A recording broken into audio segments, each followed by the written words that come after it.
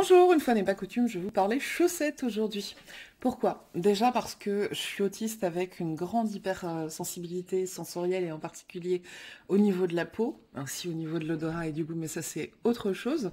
Et puis que j'ai un syndrome d'alerte dans l'os qui fait que ma peau est très très fragile, très facilement abîmable, etc.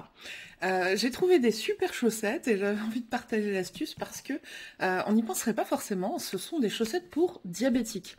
Alors, comme mon mari me l'a fait remarquer, non, il ne faudra pas leur injecter de l'insuline tous les jours. Ce n'est pas pour ça. Ce n'est pas des chaussettes diabétiques.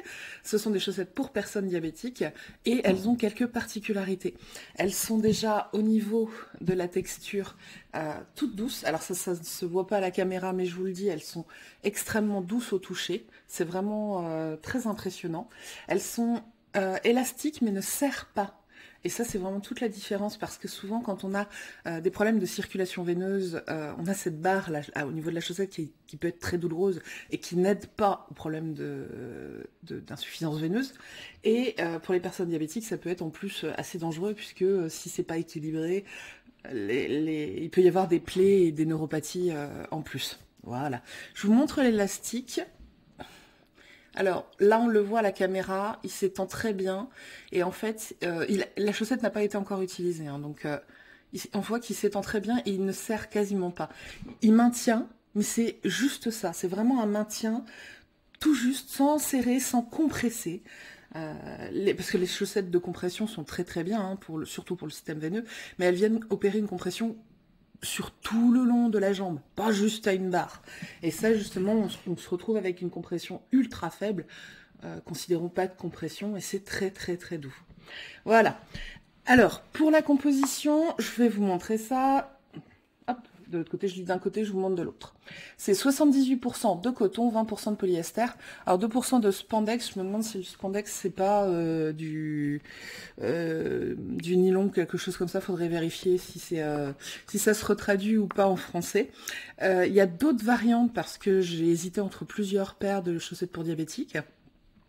Il y a plusieurs variantes, 70% de coton, 30% de polyester, etc. Bon, ce que je vais faire, c'est que ces chaussettes, je les ai essayées hier, je les ai trouvées merveilleusement douces et très agréables à porter. Il faut que je les essaye plus longtemps, déjà pour voir comment elles réagissent dans les chaussures, si elles ne glissent pas, si elles ne bougent pas. Je vous dis tout de suite qu'on a déjà identifié un premier problème qui est que sur le parquet, ce sont des chaussettes qui glissent beaucoup, donc plutôt, moi je déconseillerais sur sol un peu glissant de nature, de les utiliser toutes seules, un peu casse-gueule si vous êtes maladroit ou maladroite. On va regarder un peu comment elles se comportent en chaussures, comment elles se comportent sans chaussures, et surtout comment elles réagissent après plusieurs lavages.